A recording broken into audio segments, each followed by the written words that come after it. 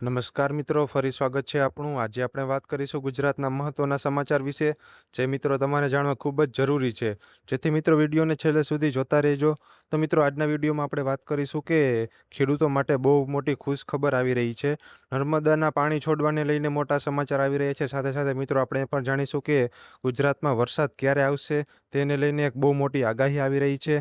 તેના વિશે વાત કરીશું મિત્રો સાથે સાથે એક એવા અકસ્માત વિશે વાત કરીશું જેનાથી આખા વિસ્તારમાં શોકની લાગણી પ્રસરી છે. અને મિત્રો બેરોજગારીને દૂર કરવા માટે સરકારની બહુ મોટી ભરતી પણ આવી રહી છે, તેના વિશે પણ આપણે વાત કરીશું. અને મિત્રો ગુજરાતના વિકાસ અંગે પણ આપણે આ વિડીયોમાં વાત કરવાના છીએ. તેથી મિત્રો વિડીયોને અંત સુધી જોવા નમ્ર વિનંતી. ખેડૂતો માટે સૌથી મોટી ખુશખબર સામે આવી રહી છે. નર્મદાનું પાણી વહેલું છોડાશે. જ્યાં મિત્રો રાજ્યના લાખો ખેડૂતો માટે આજે સૌથી મોટા સમાચાર સામે આવી રહ્યા છે. રાજ્ય સરકારે નક્કી કર્યું છે કે નર્મદા ડેમની મુખ્ય કેનાલ અને તેની શાખાઓમાં સિંચાઈ માટેનું પાણી અગાઉથી છોડવામાં આવશે. આ નિર્ણયનું મુખ્ય કારણ એ છે કે રાજ્યના ઘણા વિસ્તારોમાં હજી સુધી પૂરતો વરસાદ થયો નથી અને ખેડૂતો વાવણીની તૈયારીઓમાં છે. બીજી તરફ સૌરાષ્ટ્ર, કચ્છ અને ઉત્તર ગુજરાતના ખેડૂતો છેલ્લા ઘણા દિવસોથી પાણીની માંગ કરી રહ્યા હતા, જેને પગલે સરકાર દ્વારા આ નિર્ણય લેવામાં આવી રહ્યો છે. સરકારના નિર્ણયથી કપાસ, મગફળી, મકાઈ અને તલ જેવા પાકોની વાવણી સમયસર થઈ શકશે. મિત્રો આ નિર્ણય ખેડૂતો માટે જીવનદાયી નિર્ણય સાબિત થશે. મિત્રો આ નિર્ણય ઉપર તમારો શું મંતવ્ય છે તે અમને કોમેન્ટ કરીને જરૂરથી જણાવજો. મિત્રો હવે આગળ વાત કરીએ તો ગુજરાતમાં વરસાદને લઈને મોટી આગાહી કરવામાં આવી રહી છે. મિત્રો હવામાન વિભાગ અનુસાર આગામી 48 કલાક રાજ્ય માટે ખૂબ મહત્વના રહેશે. મિત્રો આગળ વાત કરીએ તો દક્ષિણ ગુજરાતના વલસાડ, નવસારી, ડાંગ અને તાપી જિલ્લામાં ભારે વરસાદની શક્યતા હવામાન વિભાગ દ્વારા વ્યક્ત કરવામાં આવી છે. જ્યારે બીજી બાજુ સૌરાષ્ટ્રના અમરેલી, ભાવનગર અને જૂનાગઢમાં પણ ગાજવીજ સાથે વરસાદ પડી શકે છે. હવામાન વિભાગે માછીમારોને દરિયો ન ખેડવાની ચેતવણી આપી છે. ખેડૂતોને વીજળીના કડાકા ભડાકા દરમિયાન ખેતરમાં કામ ન કરવાની સલાહ આપવામાં આવી રહી છે. મિત્રો આગળના સમાચારો પર નજર કરીએ તો રાજ્યમાં વરસાદ ખેંચાતા ગરમીનો પારો હજુ થોડોક હાઈ જોવા મળી રહ્યો છે. મિત્રો અમદાવાદ જેવા શહેરોમાં આજે સતત ત્રીજા દિવસે તાપમાન 42 ડિગ્રી સુધી પહોંચી ગયું છે. લોકોને ભારે ગરમી અને બફારાનો સામનો કરવો પડી રહ્યો છે. આઈએમડી મુજબ હજુ 2-3 દિવસ ગરમીમાંથી રાહત મળવાની શક્યતા ઓછી વ્યક્ત કરવામાં આવી છે. ખાસ કરીને વૃદ્ધો અને બાળકોને બપોરે બહાર ન નીકળવાની સલાહ આપવામાં આવી રહી છે. મિત્રો આગળ વાત કરીએ તો એક ખૂબ જ દુઃખદ સમાચાર સામે આવી રહ્યા છે. મિત્રો ગુજરાતનો એક પરિવાર મહારાષ્ટ્રમાં સગાઈના પ્રસંગમાં હાજરી આપવા જતા રસ્તામાં કાર બસ સાથે અથડાઈ જતા અકસ્માત સર્જાયો હતો. આ અકસ્માત એટલો ભયાનક હતો કે 5 લોકોના ઘટના સ્થળે જ મોત થયા હતા, જ્યારે પરિવારના બીજા સભ્યો ગંભીર રીતે ઘાયલ થયા છે. આ સમાચારથી સમગ્ર વિસ્તારમાં શોકની લાગણી પ્રસરી ગઈ છે. મિત્રો હવે વાત કરીએ શિક્ષણની તો ગુજરાત સરકારનો શિક્ષણને લઈને મોટો નિર્ણય લેવામાં આવ્યો છે.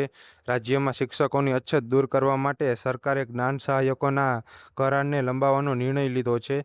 મિત્રો ઘણી સરકારી શાળાઓમાં શિક્ષકોની ખાલી જગ્યાઓ હોવાને કારણે વિદ્યાર્થીઓના અભ્યાસ પર અસર પડી રહી હતી, જેને પગલે સરકાર દ્વારા આ નિર્ણય લેવામાં આવ્યો છે. હવે જ્ઞાન સહાયકો યથાવત રીતે સેવા આપતા રહેશે. મિત્રો ગુજરાત માટે ખૂબ સારા સમાચાર સામે આવી રહ્યા છે. ગુજરાતમાં 10,000 કરોડથી વધુ રોકાણ માટે નવી નીતિ આવી રહી છે. ગુજરાત સરકાર નવી ઔદ્યોગિક નીતિ લાવવાના પ્રયાસો કરી રહી છે. મિત્રો આ નીતિ પ્રમાણે જે કંપનીઓ 10,000 કરોડથી વધુ રૂપિયાનું રોકાણ કરશે તેમને અલ્ટ્રા મેગા ઇન્ડસ્ટ્રી કેટેગરીમાં સામેલ કરવામાં આવશે. આ નીતિના કારણે મોટા ઉદ્યોગો ગુજરાતમાં આવશે, જેથી નવા કારખાનાઓ અને નવી કંપનીઓ ઊભી થશે, જેથી હજારો યુવાનોને રોજગારી મળી રહેશે. મિત્રો વલસાડથી એક મોટા સમાચાર સામે આવી રહ્યા છે. વલસાડમાં ઘર વપરાશ અને પીવાના પાણીની ભારે તંગી સર્જાઈ રહી છે. વલસાડ જિલ્લાના કેટલાક ગામોમાં લોકો 45 ફૂટ ઊંડા કૂવામાં ઉતરીને પીવાનું પાણી ભરી રહે છે. મહિલાઓ અને વૃદ્ધોને પણ પાણી માટે ભારે મુશ્કેલીઓનો સામનો કરવો પડી રહ્યો છે. આ બધા દ્રશ્યો સોશિયલ મીડિયા પર ખૂબ વાયરલ થઈ રહ્યા છે અને લોકોનો સરકારને પ્રશ્ન છે કે પીવાના પાણીની તંગી કેમ સર્જાઈ રહી છે. મિત્રો તમારો આના પર શું મંતવ્ય છે તે અમને કોમેન્ટ બોક્સમાં જરૂરથી જણાવજો. મિત્રો ગુજરાતમાં નશાખોરો બેફામ બન્યા છે. હાલ અમદાવાદ નજીક માનસા તાલુકામાં લિવ ઇન કપલ વચ્ચે ઝઘડો થયો હતો. આ ઝઘડાનું મોટું રહસ્ય બહાર આવ્યું છે. પોલીસ દ્વારા ઝઘડાની તપાસ દરમિયાન પોલીસને લગભગ 6.9 લાખ રૂપિયાનું હાઇબ્રિડ ગાંજો મળી આવ્યો છે. આ ઘટનાને પોલીસે ડ્રગ્સ વિરુદ્ધની મોટી કાર્યવાહી નામ આપવામાં આવી રહ્યું છે. આ ઘટનાને પગલે સમગ્ર વિસ્તારમાં ચકચાર મચાવી દીધો છે. મિત્રો, બેરોજગાર યુવાનો માટે મોટી તક સામે આવી રહી છે. જીએસઆરટીસી દ્વારા 4,599 ડ્રાઈવરની ભરતી જાહેર કરવામાં આવી છે. આ ભરતી માટે તમે ઓનલાઈન અરજી કરી શકશો. લાયક ઉમેદવારો સત્તાવાર વેબસાઇટ પરથી અરજી કરી શકે છે. આ ભરતી રાજ્યની સૌથી મોટી સરકારી ભરતીમાંની એક ભરતી માનવામાં આવી રહી છે. ગુજરાત યુનિવર્સિટીમાં પ્રવેશ પ્રક્રિયા માટે ગુજરાત યુનિવર્સિટીએ યુજી કોર્સ માટે પ્રથમ મેરિટ લિસ્ટ જાહેર કરી દીધું છે. પ્રવેશ મેળવનાર વિદ્યાર્થીઓએ સમયસર ફી ભરવી પડશે, જ્યારે બીજા રાઉન્ડની નોંધણી પણ શરૂ થઈ ગઈ છે. આ તરફ વિદ્યાર્થીઓમાં ભારે ઉત્સાહ જોવા મળી રહ્યો છે. મિત્રો, આગળ વાત કરીએ તો વિદ્યાર્થીઓમાં જીકા સિસ્ટમને લઈને ખૂબ મોટો વિરોધ જોવા મળી રહ્યો છે. ગુજરાતની સિંગલ વિન્ડો એડમિશન સિસ્ટમ જીકાસ સામે વિદ્યાર્થીઓ અને વાલીઓમાં અસંતોષ વધી રહ્યો છે. વિદ્યાર્થીઓના મત મુજબ આ પ્રક્રિયા ખૂબ જ જટિલ છે.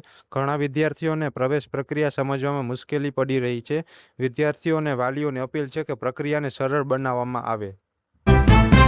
મિત્રો, હવે વાત કરીએ વિકાસની તો પીએમ મોદી દ્વારા વિકાસ પ્રોજેક્ટને મંજૂરી આપવામાં આવી છે. તાજેતરમાં વડાપ્રધાન નરેન્દ્ર મોદીએ ગુજરાતમાં 18,000 કરોડથી વધુના વિકાસ પ્રોજેક્ટનું લોકાર્પણ અને ખાતમુહૂર્ત કર્યું હતું. આ પ્રોજેક્ટમાં રોડ, રેલવે, પાણી અને ઇન્ફ્રાસ્ટ્રક્ચરનો સમાવેશ થાય છે. આ પ્રોજેક્ટથી મજૂર વર્ગને મજૂરી મળી રહેશે. સરકારનું માનવું છે કે આ પ્રોજેક્ટ રાજ્યના વિકાસને નવી દિશા આપશે.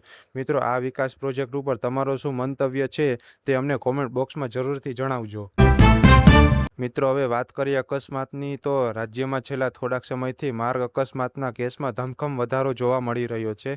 તેને ધ્યાનમાં રાખીને ટ્રાફિક પોલીસે ખાસ અભિયાન શરૂ કર્યું છે. વાહન ચાલકોને સીટ બેલ્ટ અને હેલ્મેટ પહેરવાની સલાહ આપવામાં આવી રહી છે. વાહન ચાલકોને ઝડપ મર્યાદાનું પાલન કરવા અને વરસાદી વાતાવરણમાં ખાસ સાવધાની રાખવા સૂચના આપવામાં આવી રહી છે. મિત્રો, હવે છેલ્લા સમાચાર ઉપર નજર કરીએ તો ગુજરાતમાં ચોમાસાની આતુરતાથી રાહ જોવાઈ રહી છે.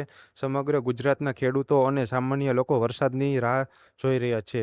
જો આગામી થોડા દિવસોમાં સારો વરસાદ થશે તો ખેતીને મોટો ફાયદો થશે. ખેડૂતોનું કહેવું છે કે આ વર્ષે વરસાદ સમયસર આવે તો પાકનું ઉત્પાદન પણ સારું રહેશે. આગામી સપ્તાહ ગુજરાત માટે ખૂબ જ નિર્ણાયક સાબિત થશે.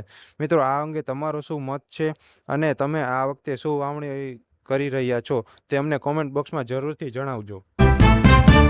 તો મિત્રો, આ હતા આજના ગુજરાતના મહત્વના સમાચાર. તમને વિડીયો કેવો લાગ્યો તે અમને કોમેન્ટ કરીને જરૂરથી જણાવજો.